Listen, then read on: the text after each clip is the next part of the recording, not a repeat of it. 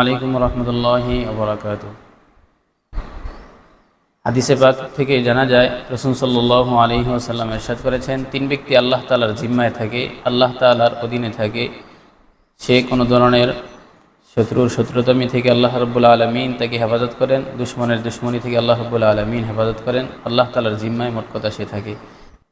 রাসূল সাল্লাল্লাহু আলাইহি ওয়াসাল্লাম বলেন, সালাসাতুন ফি জিমানিল্লাহি তাআলা আযজা ওয়া জাল। তিন ব্যক্তি আল্লাহ তাআলার জিম্মায় থাকে। তার মধ্যে এক নম্বর ব্যক্তি হলো রজুলুন খরাজা মিন বাইতিহি ইলা মাসাজিদিন মিন মাসাজিদিল্লাহি তাআলা আযজা ওয়া জাল।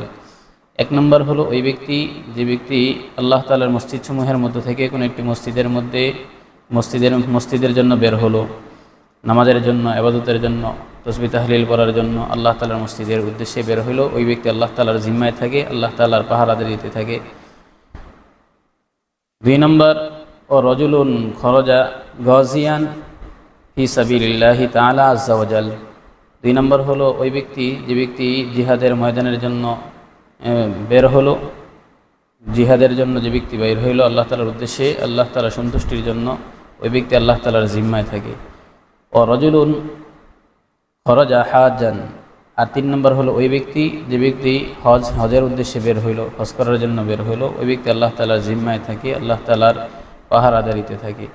আল্লাহ রাব্বুল আলামিন যারা আমাদের সবাইকে এই যেই কাজগুলো করলে আল্লাহ রাব্বুল আলামিনের পাহারাদারিতে থাকা যায়, আল্লাহ তাআলার জিম্মায় থাকা যায়, এমন আমল বেশি বেশি করার তৌফিক দান করুন, আমিন। আসসালামু আলাইকুম ওয়া রাহমাতুল্লাহি ওয়া বারাকাতুহু।